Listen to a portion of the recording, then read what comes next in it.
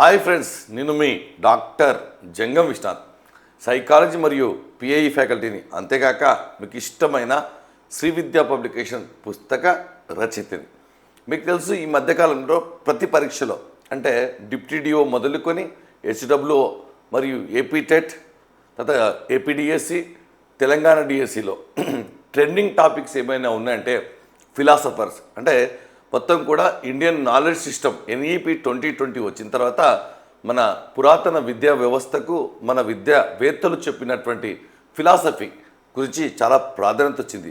దాంట్లో భాగంగా ఈరోజు మనము జ్యోతిబా పులే విద్యాతత్వాన్ని మనం నేర్చుకోబోతున్నాం.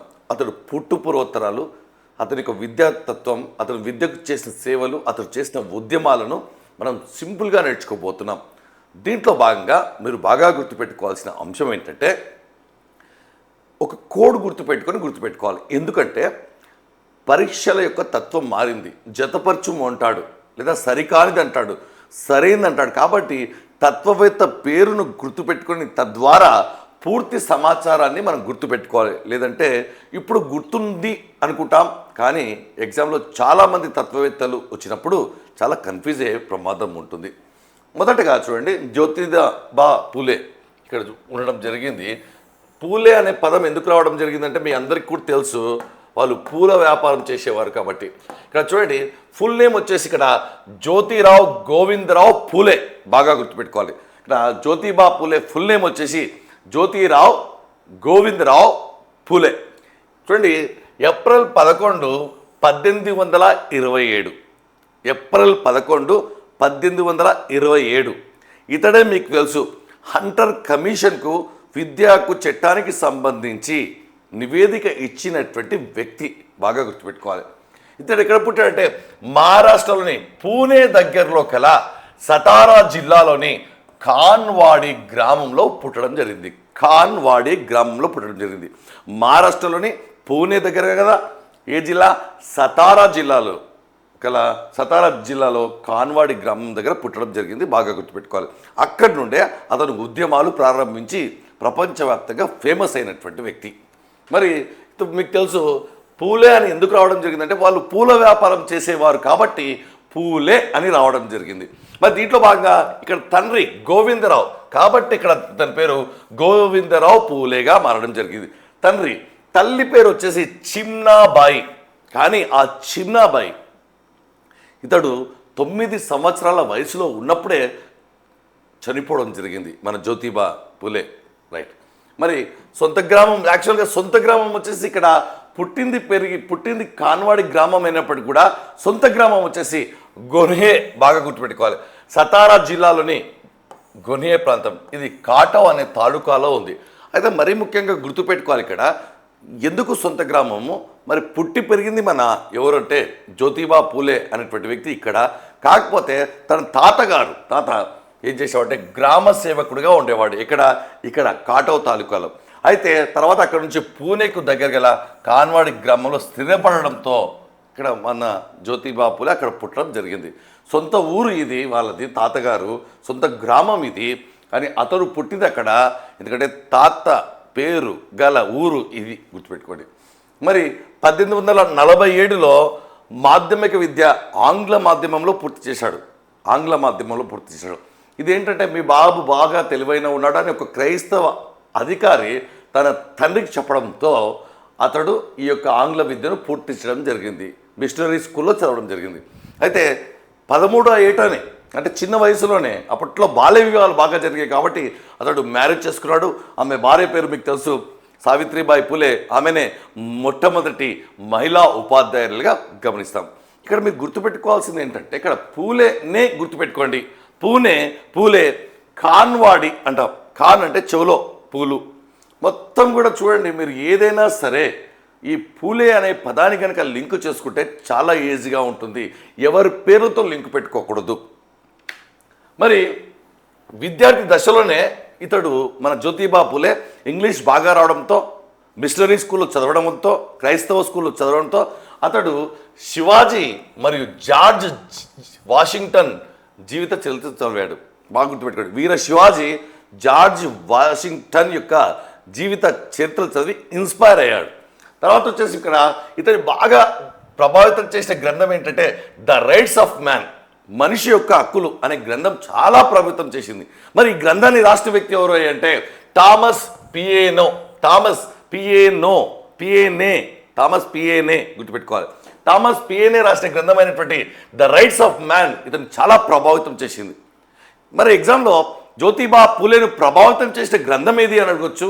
లేదా అతడు ఎక్కడ పుట్టాడు, ఎక్కడ పెరిగాడు, ఎక్కడ చదివాడు, తల్లిదండ్రుల పేరేమిటి, మరి ఏ వయసులో పెళ్లి చేసుకున్నాడు, తర్వాత ఏ వయసులో తల్లిని కోల్పోయాడు, మరి అదేవిధంగా అతని ప్రభావితం చేసిన గ్రంథం ఏమిటి, మరి ఎవరి చదివాడు పుస్తకాలు అనేటువంటిది ఇక్కడ ప్రభావితం, ఇక్కడ చరిత్రలో గుర్తుపెట్టుకోవాలి.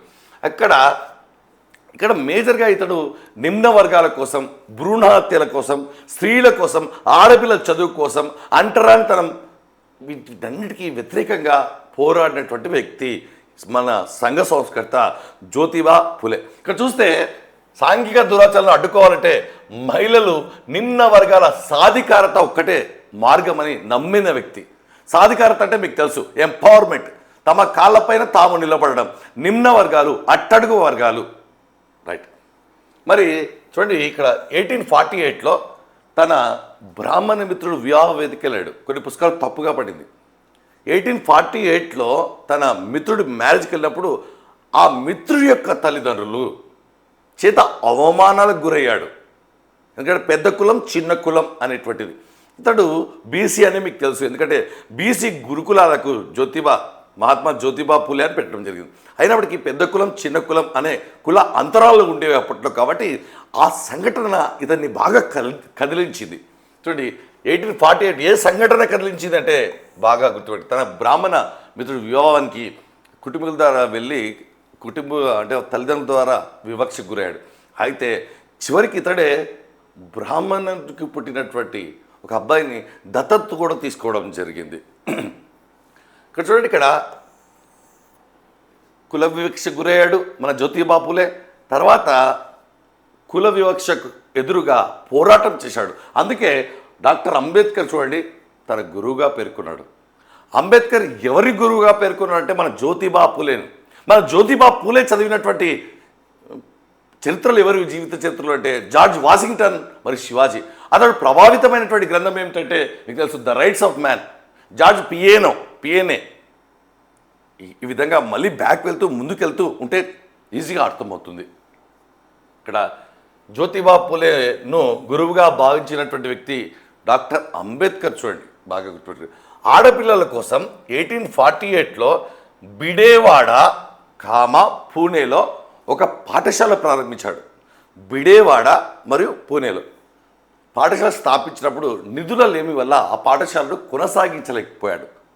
మళ్ళీ తర్వాత పాఠశాల స్టార్ట్ చేస్తాడు. మళ్ళీ చూడండి, మహిళలకు ప్రథమంగా పాఠశాలను ఏర్పాటు చేసి తన భార్యకు చదువు చెప్పించి మొట్టమొదటి మహిళా ఉపాధ్యాయులుగా తయారు చేసి మళ్ళీ స్కూలు తన భార్య ఆధ్వర్యంలో స్కూలు పెట్టడం జరుగుతుంది. బాగా గుర్తుపెట్టుకోండి. సావిత్రిబాయి పూలే స్త్రీల విద్యకు అందించాలని చూడండి 3 జూలై 1851 బాలికల పాఠశాలను స్థాపించాడు. ఇప్పుడు భార్యతో కలిసి మొట్టమొదటి రోజే ఎంతమంది జాయిన్ అయ్యారంటే 8 మంది. 8 మందితో జాయిన్ అయినప్పటికీ కూడా నిరాశ పడలేదు, కంటిన్యూ చేశాడు. అలా ఎన్నో పాఠశాలను ఏర్పాటు చేయడానికి కారణమయ్యాడు. తర్వాత 1851-52లో మరో 2 బాలికల పాఠశాలను ప్రత్యేకంగా ఎవరికంటే నిమ్న వర్గాలైనటువంటి మహార్ మరియు మంగ్ వీళ్ళ కోసం ఏర్పాటు చేశాడు. మహార్ల కోసం, మాంగుల కోసం పాఠశాలలు ఏర్పాటు చేసిన వ్యక్తి, మొట్టమొదట బాలికల కోసం పాఠశాలను ఏర్పాటు చేసిన వ్యక్తి అన్నప్పుడు మనకు జ్యోతిబా పూలే గుర్తు రావాలి. అందుకే పాఠశాలల కోసం 2 ప్రభుత్వాలు, తెలుగు ప్రభుత్వాలు ఆ పేరు పెట్టడం జరిగింది. మరి ఎక్కువగా ఇతను అనాథ బాలల గురించి మరియు గర్భిణీగా ఉన్న వితంతుల కోసం వసతి గృహాలను ఏర్పాటు చేశాడు. బాగా గుర్తుపెట్టుకోవాలి. భారతదేశంలో మొట్టమొదటి అనాథాశ్రయం కూడా ఏర్పాటు చేసినటువంటి వ్యక్తి కూడా ఇతడే. బాగా గుర్తుపెట్టుకోండి. బ్రాహ్మణ వితంతుకు పుట్టిన బాలుడైనటువంటి యశ్వంత్ పూలే అనే ఒక అబ్బాయిని తీసుకొని ఆ అబ్బాయికి నామకరణం చేశాడు. ఏమని? యశ్వంత్ పూలే. ఆ అబ్బాయి పేరు ఏమిటి అంటే బ్రాహ్మణ ఎవరికి అంటే వితంతుకు పుట్టినటువంటి ఒక బాలుడిని 1873 సంవత్సరంలో దత్తత తీసుకొని ఇక్కడ ఏం చేశాడంటే యశ్వంత్ పూలేగా నామకరణం. ఎవరైతే బ్రాహ్మణుల చేత అవమానానికి గురయ్యాడో చివరిగా ఆ బాలుడినే దత్తత తీసుకున్నాడు. మరియు భ్రూణ హత్యలు, భ్రూణ అంటే మీకు తెలుసు కడుపులో ఉన్నప్పుడే చంపేయడం. అందుకే మనకు దశలు ఉంటాయి సైకాలజీలో. భ్రూణ దశ అంటే దాని ఇంగ్లీష్లో ఫీటస్ దశ అంటారు, తర్వాత ఎంబ్రియో దశ, ఈ విధంగా.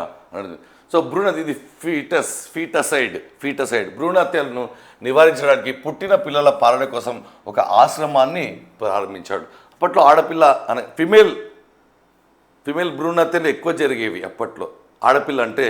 కాబట్టి అయితే ముందుగానే వారి కోసం తర్వాత పుట్టిన తర్వాత ఎలాంటి ఇబ్బందులు లేకుండా ఇక్కడ ఇతడు వసతి గృహాలను ఏర్పాటు చేశాడు.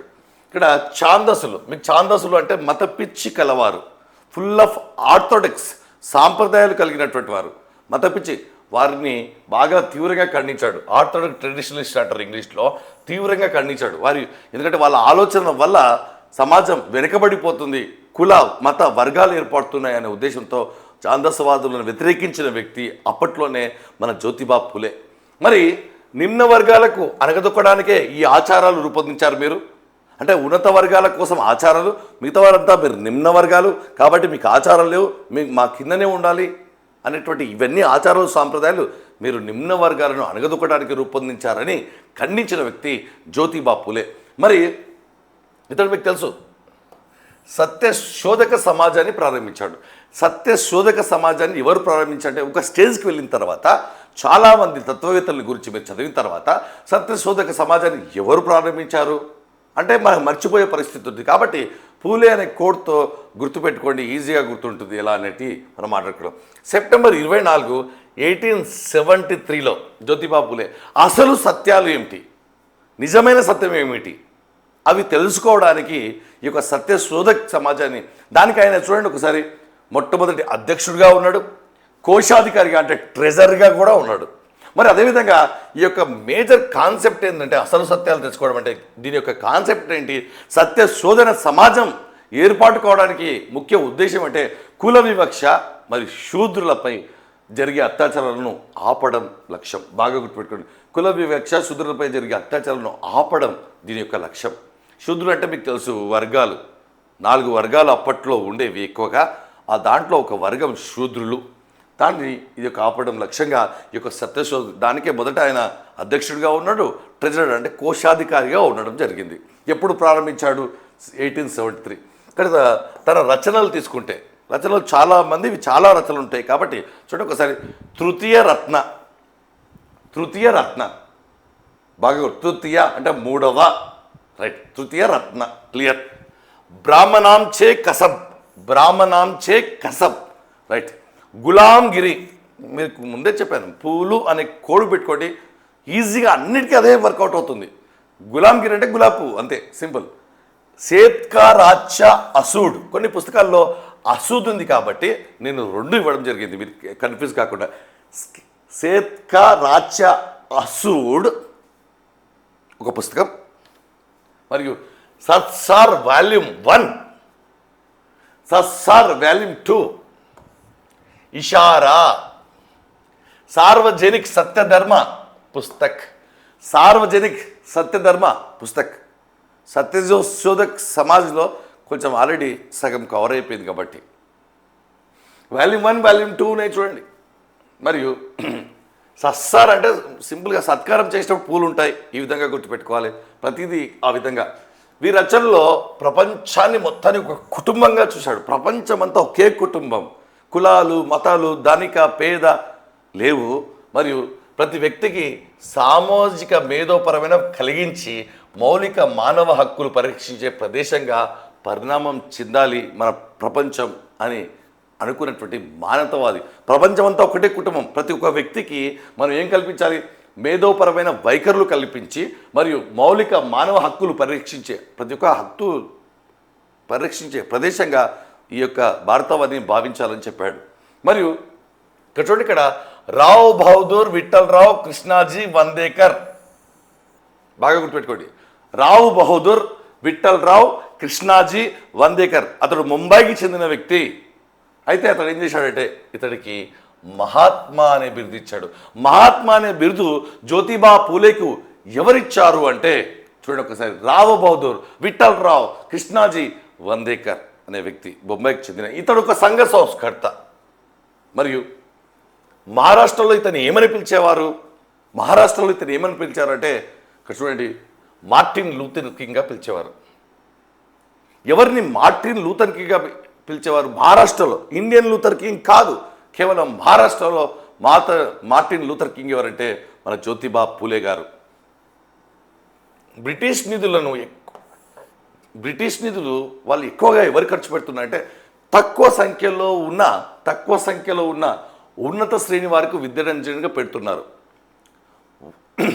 తక్కువ సంఖ్యలో ఉన్న అగ్రవర్ణాలకు పెడుతున్నారు. వారి సంఖ్య తక్కువ, నిమ్న వర్ణాల సంఖ్య ఎక్కువ, కానీ వారికి తక్కువ మందికి ఎక్కువ డబ్బు ఖర్చు పెడుతున్నారని విమర్శించినటువంటి వ్యక్తి మన జ్యోతిబా పూలే. ప్రాథమిక విద్యను కూడా మీరు నిర్లక్ష్యం చేశారు అని బ్రిటిష్ వారిని నిలదీసిన వ్యక్తి కూడా మన జ్యోతిబా పూలే.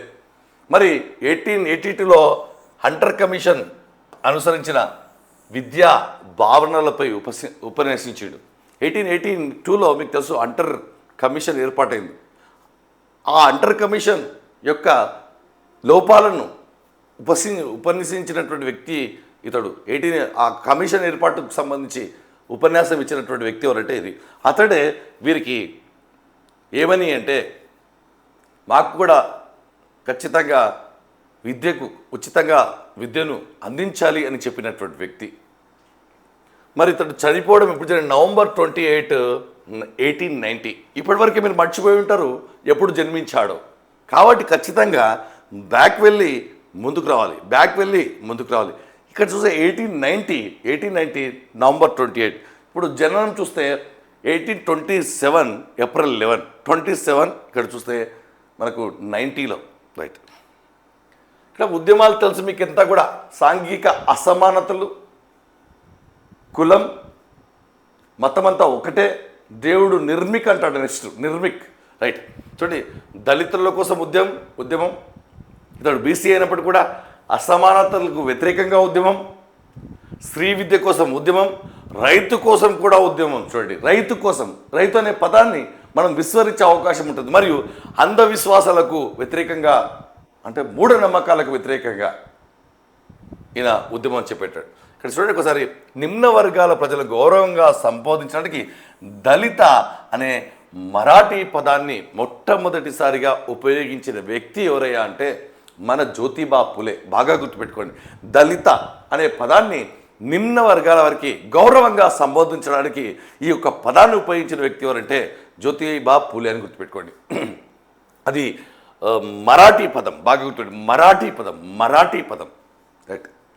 జీవిత తత్వానికి వస్తే జ్యోతిబా పూలే వాస్తవాలను, సొంత అనుభవాలను, స్వీయ పరిశీలన ఆధారంగా చేసుకొని తన తత్వాన్ని పెంపొందించుకున్నారు. కాబట్టే ఇది ఆచరణాత్మక తత్వం. ఇవి మాటలు కావు, చేసే పనులే ఆచరణాత్మక తత్వం. ఇతడు ఎందుకంటే ఆచరణాత్మక తత్వం. ఇతడు మాటలు కావు కాబట్టి పనులు చేసి చూపించాడు. కాబట్టి ఈ పనులు ఎవరైనా చేయొచ్చు. కాబట్టి అందుకే ఈ తత్వం ఆచరణాత్మక తత్వం. బాగా గుర్తుపెట్టుకోండి, ఆయన చేశాడు కాబట్టి మనం కూడా చేయవచ్చు. జ్యోతిబా పూలే వాస్తవాలను, సొంత అనుభవాలను, స్వీయ పరిశీలనను ఆధారంగా చేసుకొని తన తత్వాన్ని పెంపొందించుకున్నారు. కాబట్టే ఇది అందరూ కూడా ఉపయోగించుకోవాలి. కాబట్టే ఇది అందరూ కూడా ఉపయోగించుకోవచ్చు. ఆచరణాత్మక తత్వం అని చెప్పవచ్చు. మానవులందరూ సమానులే అని గాఢంగా విశ్వసించినటువంటి వ్యక్తి. మానవులు నిర్మించుకున్న కుల వ్యవస్థ కొన్ని వర్గాల స్వప్రయోజనాలకు మాత్రమే ఉపయోగపడుతుంది. ఈ కుల వ్యవస్థలో 4 వర్గాల్లో భాగంగా కొందరికి మాత్రమే ఉపయోగపడుతుంది, మిగతా అందరూ కూడా వారి కోసం ఉపయోగపడుతున్నారు అని ప్రగాఢంగా నమ్మినటువంటి వ్యక్తి మన జ్యోతిబా పూలే. అంటరానితనాన్ని తీవ్రంగా వ్యతిరేకించాడు. అందుకే దళిత అనే పదాన్ని ఉపయోగించాడు.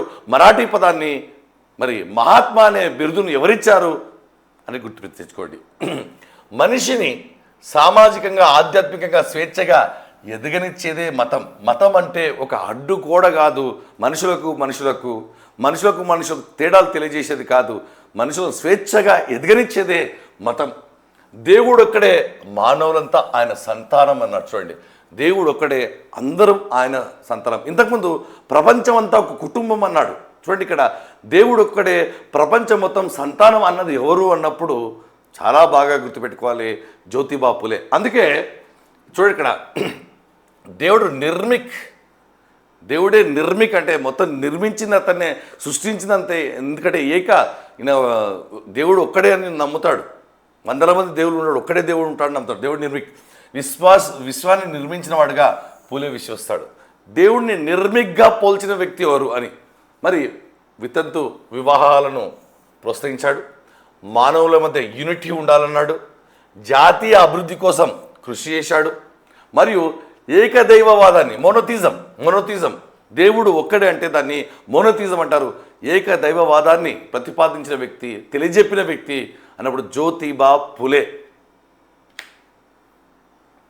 విద్యతత్వం, ఇది ఒక పోయిట్, మీకు తెలిసే ఉంటుంది పోయిట్.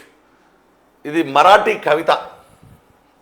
విద్యా బినా మత్ గయి, మత్ బినా గతి గయి, గతి బినా నీతి గయి, नीति बिना संपत्ति गई, संपत्ति बिना शूद्र ध्वस्त हुए. राइट, इतना सारा अनर्थ एक अविद्या से हुई. రైట్, ఇది తెలుగులో దాని యొక్క అర్థం ఇక్కడ ఉంది చూడండి. రైట్, విద్య లేకుంటే విఘ్నత ఉండదు, విఘ్నత లేకుంటే నీతి ఉండదు, నీతి లేకపోతే అభివృద్ధి ఉండదు, అభివృద్ధి లేకుంటే ఆర్థికంగా వెనకబడిపోతారు. దానివల్ల శూద్రులు దోపిడికి గురవుతారు. ఒక విద్య లేకపోవడం వల్లే ఇన్ని అనర్థాలు సంభవిస్తాయి. ఇట్నా సారా అనర్థ్ ఏక్ అవిద్యాసే హుయి, కేవలం విద్య వల్లనే ఇవన్నీ అనర్థాలు జరుగుతాయి అని ఈ పదం తెలియజేస్తుంది. ఒక విద్య లేకపోతే ఇన్ని అనర్థాలు. ఇట్నా సారా అనర్థ్ ఏక్ అవిద్యాసే హుయి అనే అర్థం ఇక్కడ ఉంది మీకు. మరి అగ్రవర్గీయులు స్వలాభం కోసం కొన్ని వర్గాల వారిని నిరక్షరాస్యులుగా ఉంచారు. అగ్రవర్ణాల వారు ఏం చేశారంటే కొన్ని వర్గాల వారికి చదివిస్తే వాడికి తెలివి, చదవడానికి వస్తుంది, మాట్లాడడానికి వస్తుంది, చదివిన వాడితో తిరుగుతాడు, ఆలోచనలు మారుతాయి, ఉద్యోగం చేసుకోవాలనుకుంటాడు. కాబట్టి అగ్రవర్ణాల వారు కొన్ని వర్గాల వారికి చదువు అందకుండా చేస్తున్నారు అని చెప్పినటువంటి వ్యక్తి.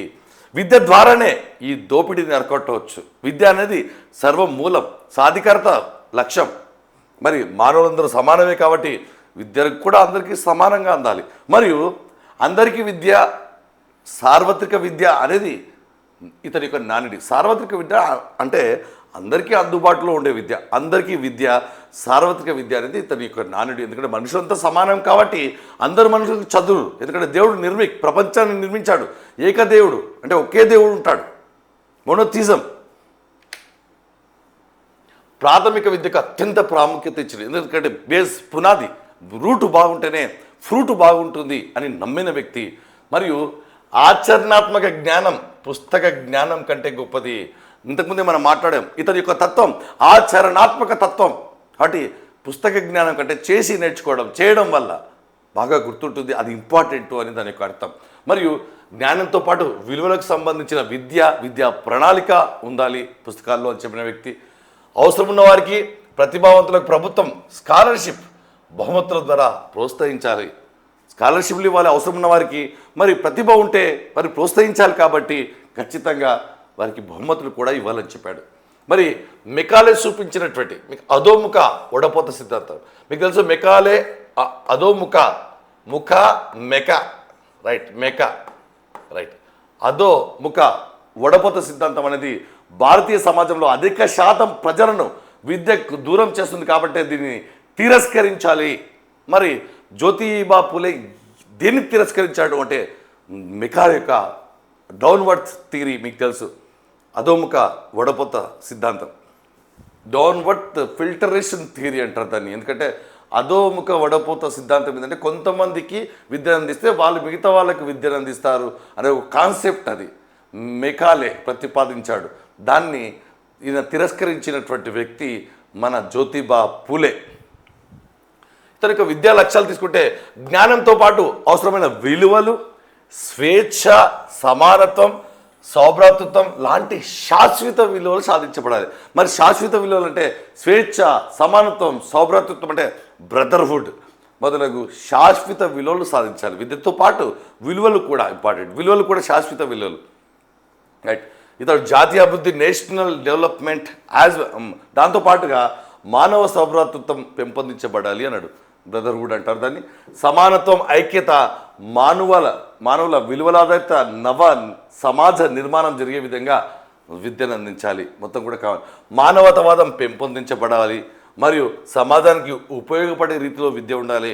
మనం నేర్చుకున్న చదువు నిత్య జీవితంలో ఉపయోగపడాలి అని చెప్పిన వ్యక్తి మన జ్యోతిబా ఫులే. మరి పాఠ్య ప్రణాళిక ఎలా ఉండాలంటే ఉపయోగకరంగా ఉండాలి, ఆచరణాత్మకంగా ఉండాలి, సమాజానికి అవసరమై ఉండాలి. ఆచరణాత్మకంగా అంటే ప్రాక్టికల్గా ఉండాలి ఖచ్చితంగా. మరియు వ్యవసాయానికి, ఆరోగ్యానికి సంబంధించిన జ్ఞానం ఉండాలి. ఎందుకంటే మన వ్యవసాయాతీత దేశం, ఎక్కువ మంది వ్యవసాయ పనులు, ఆరోగ్యం అంటే ఆయుర్వేదం లాంటి ప్రాథమిక చికిత్స లాంటి అంశాలు దాంట్లో ఉండాలి. విద్యా ప్రణాళిక ఉండాలి. మరియు అవసరానికి సంబంధించినట్టుగా ఇక్కడ చూస్తే పట్టణ ప్రాంతంలో ఉన్న వారికి ఒక పాఠ్య ప్రణాళిక ఉండాలి, గ్రామీణ ప్రాంతంలో ఉన్న వారికి ఒక పాఠ్య ప్రణాళిక ఉండాలి. ఇద్దరికి సేమ్ ఉండకూడదు అనేటువంటి అంశం. మరియు శాశ్వత విలువలైన స్వేచ్ఛ, ఇంతకుముందే మనం మాట్లాడుకున్నాం, సమానత్వం, సౌభ్రాతృత్వం విలువలు ప్రతిపాదించేటట్టుగా సిలబస్ ఉండాలి. ఆ సిలబస్లో భాగంగా పిల్లల్లో స్వేచ్ఛ, సమానత్వం, సౌభ్రాతృత్వం, మేమందరం ఒకటే, బ్రదర్హుడ్, అన్నదమ్ములు లాంటి వారం అనే భావనలు పెంపొందించేటట్టుగా అలాంటి పాఠ్యాంశాలు సిలబస్లో ఉండాలి. మరియు జ్ఞానంతో పాటు దేశభక్తి, స్వాభిమానం, సెల్ఫ్ రెస్పెక్ట్, అంతర్జాతీయత, విశ్వమానవ సౌభ్రాతృత్వం, దయగల హృదయం పెంచే పాఠ్య ప్రణాళిక ఉండాలి. మరియు రాయడం, చదవడం, గణితం, చరిత్ర, వ్యాకరణం మొదలైన ఉపయోగకరమైన సబ్జెక్టులు ఉండాలి ఖచ్చితంగా అన్నాడు. ఆడపిల్లల కోసం చదవడం, రాయడం, గణితం, భూగోళ శాస్త్రం, చరిత్ర పాఠ్యాంశాల్లో ఉండాలి అని చెప్పాడు. వ్యవసాయాన్ని కూడా పెద్దపీట వేసినటువంటి వ్యక్తి. ఇక్కడ చూడండి, ఉపాధ్యాయుడు, విద్యార్థి వీరు ప్రాథమిక స్థాయి విద్యకు మనకు ప్రాముఖ్యత ఇచ్చాడు, ప్రాథమిక విద్యకు. మరి అదేవిధంగా ఉపాధ్యాయ విద్యార్థి ఆరోగ్యకరమైన సంబంధం ఉండాలి. అలా సంబంధం ఉండాలంటే ఉపాధ్యాయులకు శిక్షణ అవసరం అని చెప్పాడు. చూడండి, ఉపాధ్యాయ విద్యార్థి ఆరోగ్యకరమైన సంబంధం ఉండాలంటే ఎవరికి శిక్షణ ఇవ్వాలంటే ఉపాధ్యాయులకు శిక్షణ ఇవ్వాలి. శిక్షణ గల ఉపాధ్యాయులే విద్యార్థులకు నచ్చినట్టుగా మంచి సంబంధాలు పెట్టుకొని వారికి చదువు నేర్పిస్తారు. కాబట్టి ఉపాధ్యాయులకు శిక్షణ. మరి జీతాల గురించి కూడా మాట్లాడతాడు. ఉపాధ్యాయులకు సరి జీతభత్యాలు అందజేయాలి, అప్పుడే వారు బాగా పనిచేయగలుగుతారు. జాబ్ సాటిస్ఫాక్షన్, జేబు సాటిస్ఫాక్షన్ రెండు ఉండాలి, అప్పుడు మాత్రమే పని చేయగలుగుతారు అని చెప్పింది జ్యోతిబా ఫులే. మరియు ఇతని యొక్క ప్రత్యేకతలు, స్త్రీ విద్య కోసం పాటుపడిన మొట్టమొదటి వ్యక్తి జ్యోతిబా ఫులే. ఆ విషయం మనకు తెలుసు. స్త్రీ విద్య కోసం ఆడపిల్లలకు పాఠశాలలు, భ్రూణహత్యలను అరికట్టడానికి వసతి గృహాలు కూడా ఏర్పాటు చేశాడు. అనాథల కోసం ఏర్పాటు చేశాడు, ఆశ్రమాలను ఏర్పాటు చేశాడు.